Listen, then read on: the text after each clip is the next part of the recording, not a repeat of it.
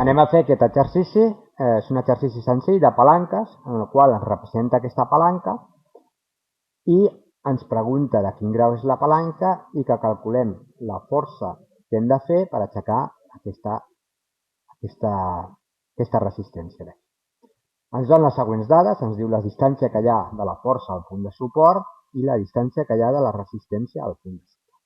En primer lloc, direm que és una palanca de primer grau. Recordem que hi ha tres tipus de palanques. Aquesta és de primer grau perquè el punt de suport, fulcre, es troba entre la resistència i la força que hem d'aplicar.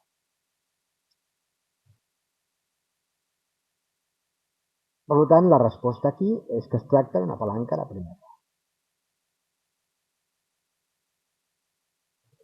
Per la raó que hem dit, el fulcre o punt de suport està entre el mig, no exactament al mig, sinó està entre la força que apliquem per vèncer la resistència. Una està en un extrem i l'altra està a l'altre extrem. I el punt de suport està exactament entre la força i la resistència. Concretament es diu la distància a la que està un i la distància a la que està respecte a la resistència. Llavors, per calcular la força, que és el que ens pregunta a la segona pregunta, a l'apartat B, el que hem de recordar és la fórmula general de la palanca. Que la força multiplicat per la distància al punt de suport, diem D sub 1, ha de ser igual a la resistència multiplicat per la distància al punt de suport D sub 2. Recordem que les forces s'haurien de mesurar en el sistema internacional en newtons i a l'espai en metres. En aquest cas tenim correcte newtons i tenim metres. Per tant, no hem de convertir res. Ara simplement hem de substituir.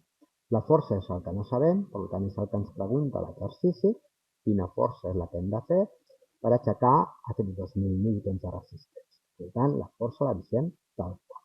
Quina és la distància? La distància que hi ha des d'on apliquem la força al punt de suport és 1 newton. Per tant, posem 1. I la resistència és 2.000 newtons, perquè ho veiem, multiplicat per la distància que és 0,5. I l'exercici pràcticament ja està. Llavors, seguim la força i el que està multiplicant passa dividint, en aquest cas seria 1, dividit entre 1, i això 2.000 multiplicat per 0,5 és 1.000, dividit entre 1, per tant la força que hem de fer és 1.000 newtons. Per aixecar un pes que exerceix una resistència de 2.000 newtons. Per tant, hem de fer la meitat de força que el pes que hem d'aixecar. I l'exercici ja està solucionat.